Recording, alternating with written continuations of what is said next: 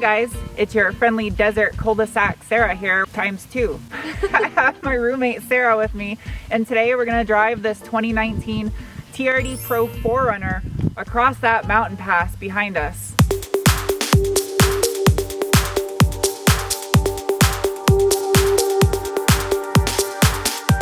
A little bit sketchy because we just had a huge snowstorm here. This is so crazy. It doesn't snow here that often. Neither one of us really have a lot of off-road experience, but we're just gonna send it anyway. Send it. So before we get headed across this mountain pass, I figured I'd just touch on the interior of this truck real quick. And I have to say, for this thing being $47,000, somewhat basic would be the nice way to put it, but it's equipped like you'd expect it should be for an off-road truck. Like, you don't buy this because you want a luxury vehicle. You buy this because you want to send mountains to hell. Kick rocks. Exactly, you buy this truck to kick rocks. The only thing I found kind of weird for the fact this is the TRD Pro Edition and it's specifically designed to be an off-road beast is the fact that it has carpeted floor mats. I would definitely love to see it come completely rubberized on the inside, so literally you could just cake the inside with mud and just hose it off. And the little tiny screen on here actually does quite a bit. It has apps and navigation, satellite radio. I don't even know why they put CD players in cars anymore. I don't own a CD, do you? No. I'm pretty happy though that it doesn't have one of the pop-up screens that's like, looks like someone attached a tablet to the top of your desk.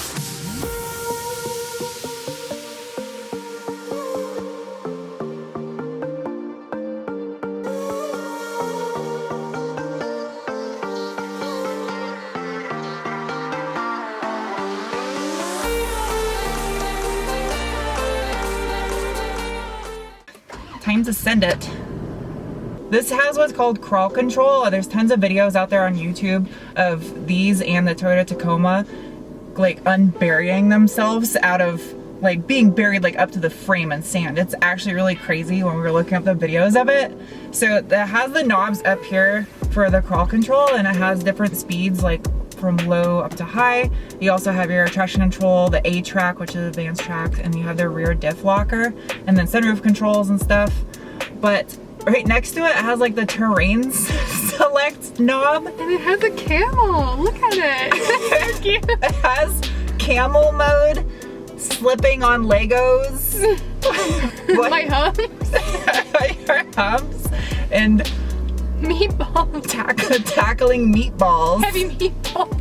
The fact that the old 80s Toyota 4Runners had their removable tops on the back. This thing's real only competition on the market right now is essentially like the Jeeps. Like I think the Wrangler and the Wrangler Unlimited is really the only competition for an SUV that's still built on a truck frame. And I feel like if Toyota just made one of these, even if it was like a separate model on the model lineup of the 4Runner with a removable top, like it would be so much competition for Jeep, because like that's the best part about the Jeep is being able to go topless in it.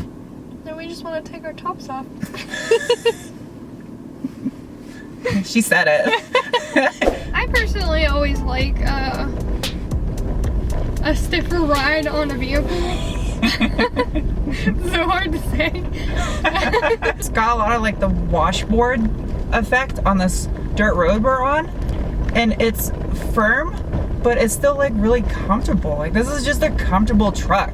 And what's really crazy, if you hit like railroad tracks on roads, it's not aggressive. Like I feel like you could hit a speed bump at full speed in this thing and just be like, what was that? Hi cows, they're confused. They're so cute. Hi. Oh, it's so scared. Hi cow. Oh, it has something on its nose. I can't believe they're just one. No, there's more.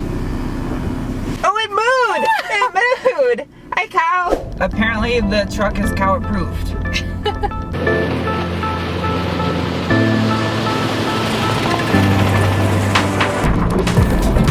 Send it. Send it. Oh, a little bit more mud. Yeah. I bet you, I just have this weird suspicion we probably won't actually even need four-wheel drive the whole trip.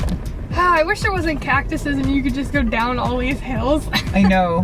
Narrow mountain road, limited maintenance, next 6 miles. I told her I wanted to get it stuck and watch it crawl out really bad. That's the only thing that makes me nervous. The fact that we're doing this alone is if we got stuck and there's no cell reception, we don't have any way to like phone a friend.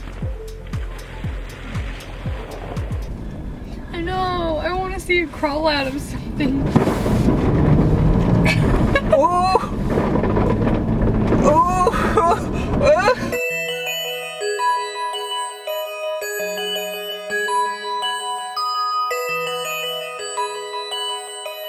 So we just pulled over on the side of this road. There's a waterfall because all the snow melt. And it's crazy because there's frozen cacti on the side of the cliff face. They're completely covered in ice. That is just crazy. It's so weird seeing cacti covered in ice.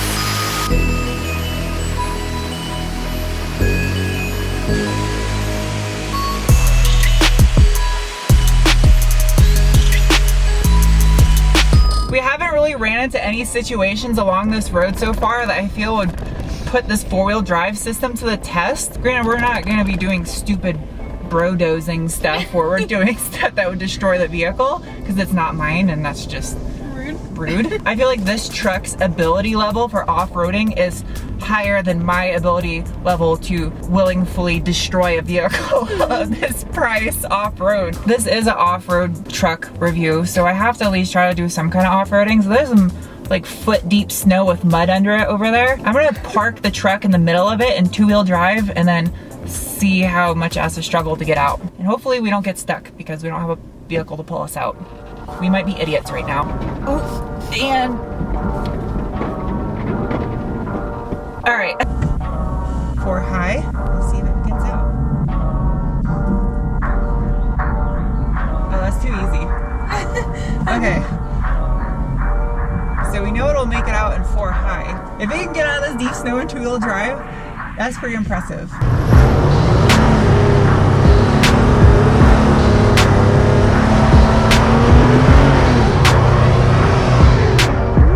I don't think it's gonna do it in 2. Maybe.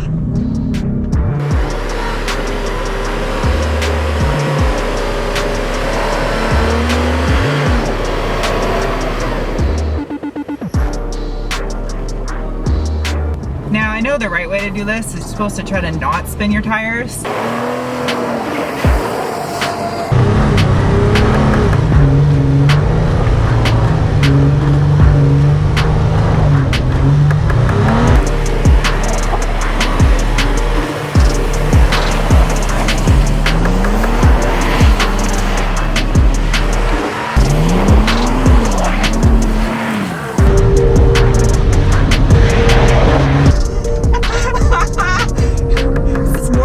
Like low-key try to get yourself stuck when you're trying to get unstuck because I mean that was too easy.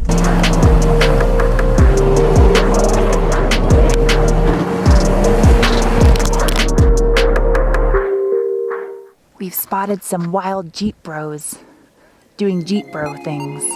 2 Jeep bros. Hi. Hello Jeep bros. Oh, the Jeep guy was slowing down to make sure we got out of the snow all right. That's so nice. I like that. That's the thing I love about being a car enthusiast is for the most part, unless you're including the comment sections on YouTube videos, car enthusiasts are just good, nice people and they like want to help you out because they share a common passion, cars with you. If I ran into someone out here off-roading that was like a troll, that was really mean online, I would still help them out. I would totally pull over and help them out. And then they would be like, KYS, LOLs. The fact that this still has the 1GR V6 and the Tacoma doesn't have it anymore. They went to that Atkinson cycle 3.5 liter V6, which I personally like. I like Tacomas, but I'm not a fan of that engine. I like this one better because you could get the TRD supercharger from the factory and put a factory warranted supercharger on this thing.